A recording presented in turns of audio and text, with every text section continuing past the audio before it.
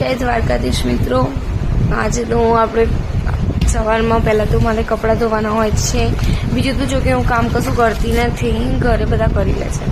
પછી આ મારા બધા કબૂતર જો મારા બહુ જ ફેવરેટ છે. પછી મારે ટિફિનની રોટલી બનાવવાની હતી તો હું બનાવી રહી છું. એન્ડ પછી મારા ભાઈ કબૂતર લાવી એને હું હેરાન કરતી હતી. જો તમે